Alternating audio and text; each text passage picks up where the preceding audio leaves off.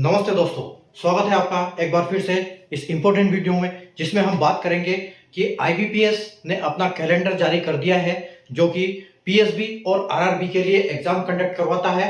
और ये 2026-27 के लिए एग्जाम के जो शेड्यूल है वो जारी कर दिए गए हैं आईबीपीएस ने। और आईबीपीएस जो अपने कमिटमेंट करता है वो हमेशा पूरा करता है, और जो एक बार कैलेंडर जारी कर देता है उसी एग्जाम से के हिसाब से, उसी शेड्यूल के हिसाब से हमेशा एग्जाम कंडक्ट करता है।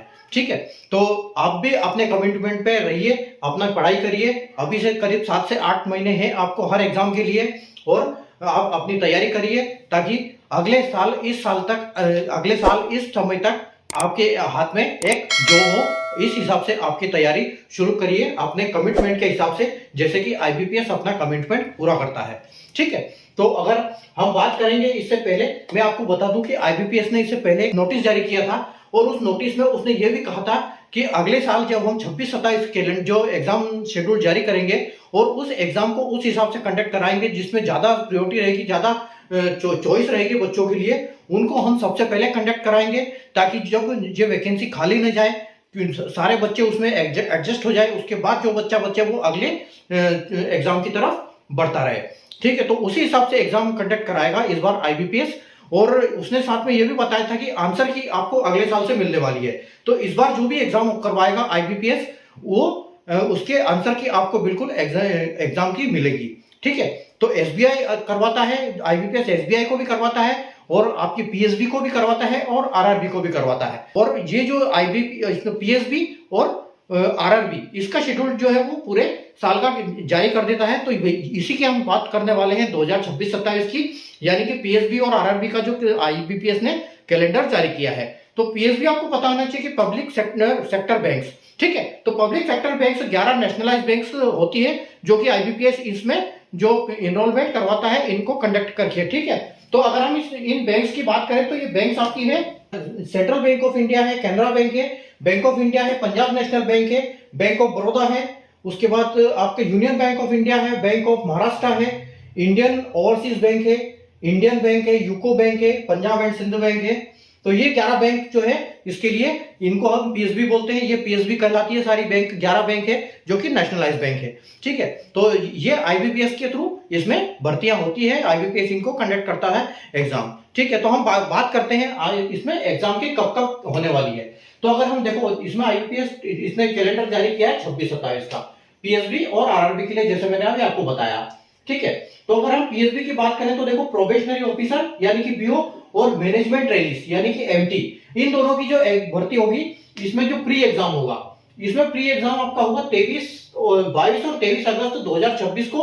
ठीक है, और इसका मेंस एग्जाम की हम बात करें तो मेंस एग्जाम आपका होगा 4 अक्टूबर 2026 को। ठीक है, उसके बाद एसपीएल यानी कि स्पेशलिस्ट ऑफिसर।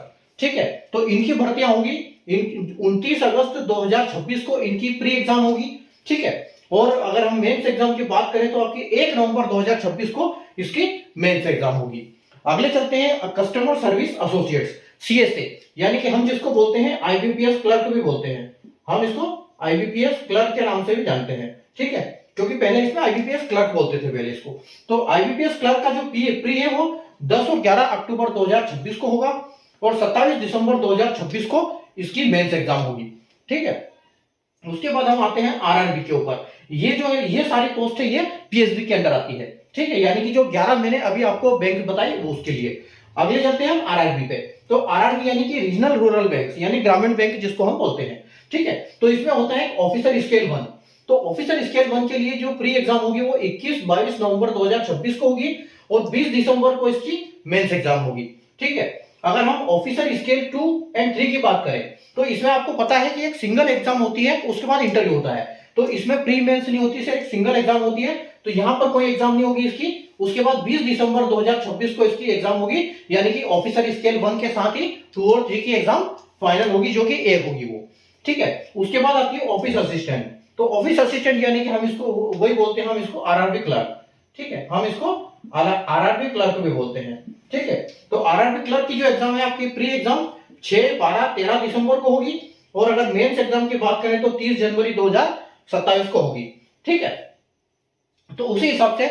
और दूसरी बात, उसने एक बार जो नोटिस में पिछले बार बताई थी कि अब वो जो भी नोटिस आएगा वो ऐसे चलेगा कि पहले उसका एसबीआई का आएगा, उसके बाद आईबीपीएस क्लर्क वाला, आईबीपीएस ये वाले होंगे, यानी कि पीएसबी का आप समझ लो उसको, इसको पीएसबी बोल सकते हैं हम, कि पहले एसबीआई का होगा, फिर पीएसबी का होगा और उसके बाद आरआरबी का होगा।